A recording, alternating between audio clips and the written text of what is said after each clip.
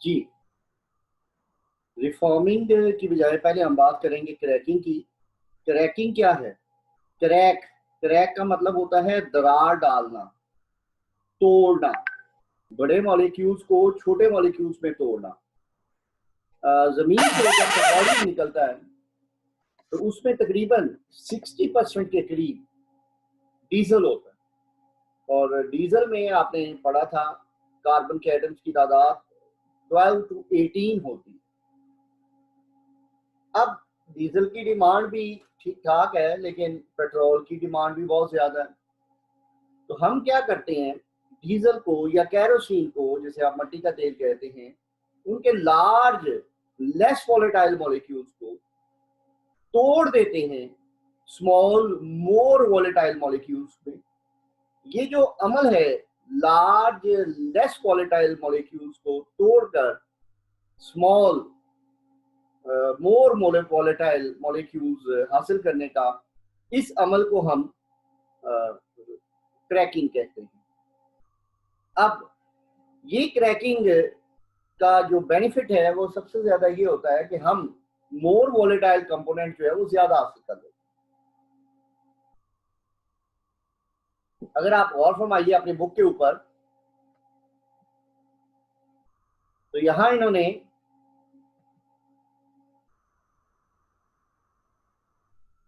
एक कंपाउंड दिया हुआ है C16H34, that is actually a component present in gasoline और कैरोसिन।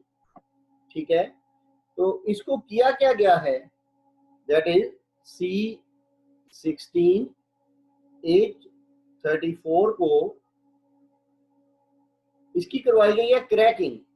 इसके नतीजे में कंपाउंड जो निकल रहे हैं they are C7H16 plus 3 moles of वो CH2 double bond CH2 ethene के दे रहा है, प्लस प्रोपीन दे रहा है। एक्चुअली उसने इक्वेशन को सेटल करने के लिए, तमाम कार्बन और हाइड्रोजन को सेटल करने के लिए ये एक इक्वेशन आपके सामने रखी है। हाँ, इसमें ये भी हो सकता है कि C16 वाला जो कंपाउंड है वो 2 C8 वाले कंपाउंड दे दे। ये भी मुमकिन है C18 वाला कंपाउंड जो है वो डिकम्पोज होके 3 C6 वाले कंपाउंड दे दे। और आपने ये पढ़ा है C8 वाले, C6 वाले और ये जो C7 वाले कंपाउंड्स हैं, these are components of gasoline. ये बेटा जी गैसोलीन यानी पेट्रोल के कंपोनेंट्स हैं। ठीक है तो during cracking carbon to carbon bond कहीं से भी टूट सकता है, लेकिन अगर हम कंडीशंस को मैनेज कर लें तो आप अपनी रिक्वायरमेंट के मुताबिक भी कार्बन टू कार्बन बॉन्ड को जहां से चाहे तोड़ सकते हैं।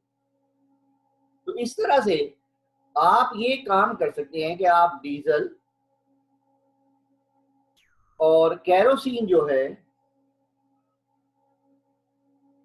इसको कन्वर्ट कर सकते हैं गैसोलीन।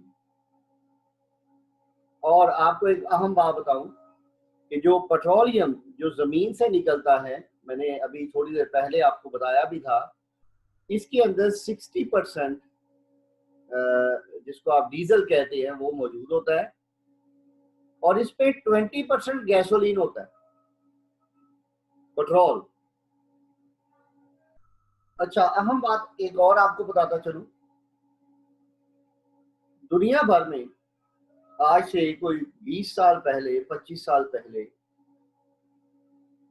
डीजल जो था वो तकरीबन 5 रुपए लीटर था, और जो गैसोलीन था वो तकरीबन 10-11 रुपए लीटर। डीजल सस्ता हुआ करता था और पेट्रोल महंगा हुआ करता था।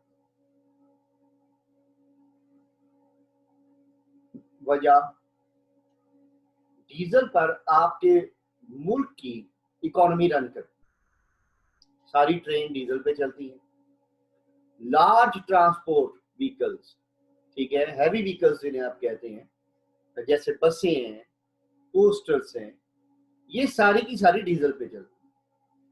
अब डीजल सस्ता रखा जाता था क्योंकि कॉमन मैन ने इसके ऊपर ट्रैवलिंग करनी थी। ये हमारी बदकिस्मती है हमारे जैसे तमाम ममालिक की कि यहाँ पे मौजूद जितने भी लोग हैं वो गरीब को निचोड़ते हैं, अमीर से टैक्स नहीं ले सकते। तो चूंकि डीजल लाजमी बिकना ही बिकना है, आहिस्ता आहिस्ता आहिस्ता आहिस्ता करके डीजल की प्राइस को हमारे वतन में भी, अब वो पेट्रोल के तकरीबन बराबर है, बल्कि कुछ अर्सा पहले तो पेट्रोल से ऊपर चली गई हुई। तो हुआ क्या कि ये महसूस किया गया कि भाई पेट्रोल महंगा है, डीजल सस्ता है, क्यों ना डीजल को कन्वर्ट कर लिया जाए पेट्रोल में, या मट्टी के तेल को क्यों ना पेट्रोल में कन्वर्ट कर लिया जाए। तो उसके लिए ये क्रैकिंग का सहारा जो है वो लिया जाता था। एशिया में सबसे पहले इंडिया में एक बहुत बड़ा ग्रुप है, गार्डगिल वेस्टर्न ग्रुप उसे वो कहते हैं। इन्होंने एक रिफाइनरी लगाई थी, एशिया में शायद पहली रिफाइनरी थी जो डीजल को कन्वर्ट करती थी गैसोलीन। डीजल सस्ता भी मिल जाता था आलमी मार्केट में, वो डीजल को कन्वर्ट कर देते थे इसके अंदर गैसोलीन में। तो वो करते किस तरह थे वो मैंने अभी आपको बताया, दैट इज थ्रू क्रैकिंग।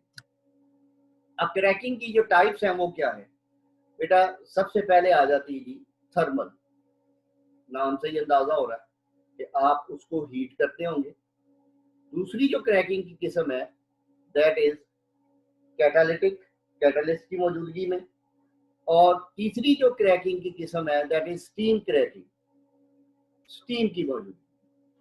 अब थर्मल क्रैकिंग में क्या होता है, हाई टेम्परेचर पे और हाई प्रेशर पे हम हीट करते हैं जो भी आपके पास हाइड्रोकार्बन्स है, तो इससे अनसैचुरेटेड हाइड्रोकार्बन ज्यादा बनते हैं such as ethene and propene. ये बात आपने याद रखनी है, एमसीक्यूज के पॉइंट ऑफ व्यू से यह अहम है। कैटालिटिक क्रैकिंग कहता है हाई कार्बन, जिसमें हायर हाइड्रोकार्बन भी कह लें,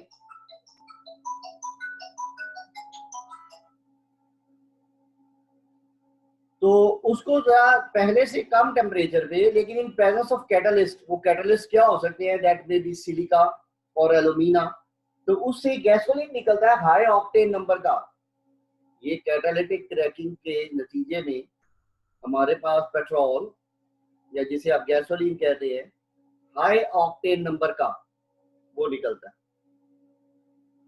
मेरा बेटा आप जानते होंगे पेट्रोल में आजकल कुछ पेट्रोल पंप्स पे पेट्रोल के साथ साथ हाई ऑक्टेन भी मिलता है।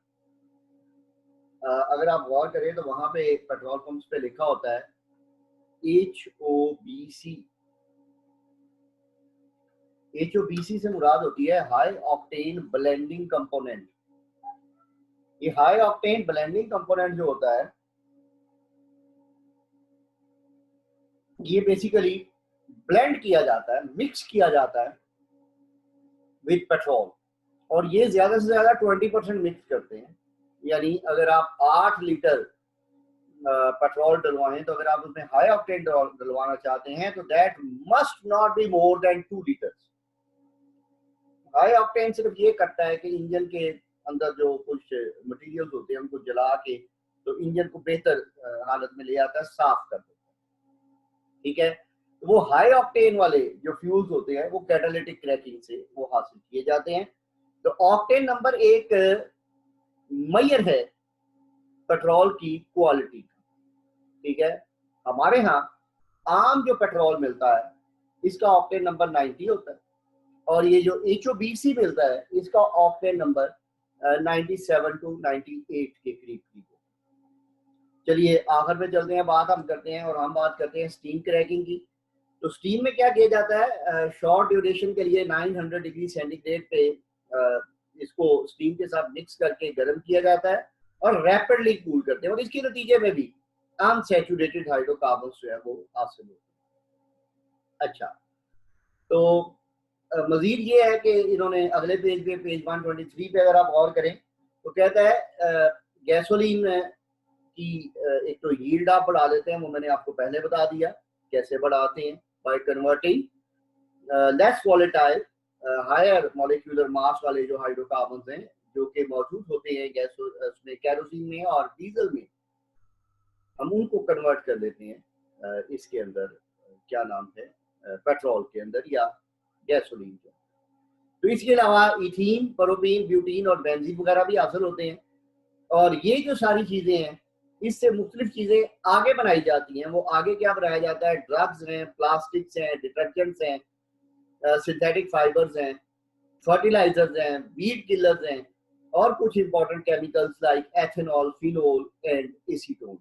ये बातें आपने याद रखनी है, ये एमसीक्यूज के पॉइंट ऑफ व्यू से ये इंपॉर्टेंट है। जी बेटा, एक चंद लम्हों का मैं ब्रेक कर रहा हूँ, फिर हम बात करेंगे आगे रिफॉर्म।